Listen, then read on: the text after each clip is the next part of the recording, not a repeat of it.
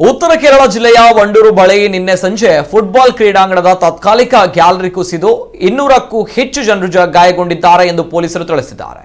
ವಂಡೂರು ಮತ್ತು ಕಾಳಿಕಾವು ಸಮೀಪದ ಗ್ರಾಮವಾದ ಪೂಂಗೋಡು ಎಂಬಲ್ಲಿ ಸೆವೆನ್ಸ್ ಫುಟ್ಬಾಲ್ ಪಂದ್ಯ ನಡೀತಾ ಇದ್ದ ವೇಳೆ ಘಟನೆ ನಡೆದಿದೆ. ಗಾಯಾಳುಗಳನ್ನು ಹತ್ತಿರದ ಆಸ್ಪತ್ರೆಗಳಿಗೆ ಕರೆದೊಯ್ಯಲಾಗಿದ್ದು 5 ಮಂದಿ ಗಂಭೀರವಾಗಿ ಗಾಯಗೊಂಡಿದ್ದಾರೆ ಎಂದು ಪೊಲೀಸರು ಮಾಹಿತಿ ನೀಡಿದ್ದಾರೆ. ಎರಡೂ ಸ್ಥಳೀಯ ತಂಡಗಳ ನಡುವೆ ಸೆವೆನ್ಸ್ ಪಂದ್ಯ ನಡೀತಾ ಇದ್ದಾಗ ರಾತ್ರಿ 9 ಗಂಟೆ ಸುಮಾರಿಗೆ ಈ ಘಟನೆ ನಡೆದಿದೆ.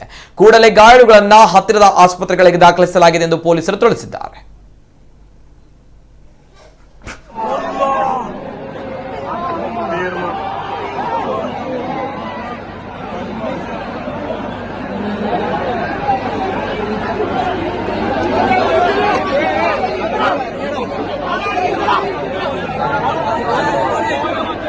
േറ്റെടുക്കണമെന്ന് അഭ്യർത്ഥിക്കുകയാണ്.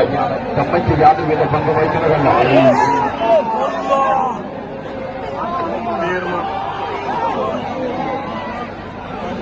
ഏറ്റെടുക്കണമെന്ന് അഭ്യർത്ഥിക്കുകയാണ്.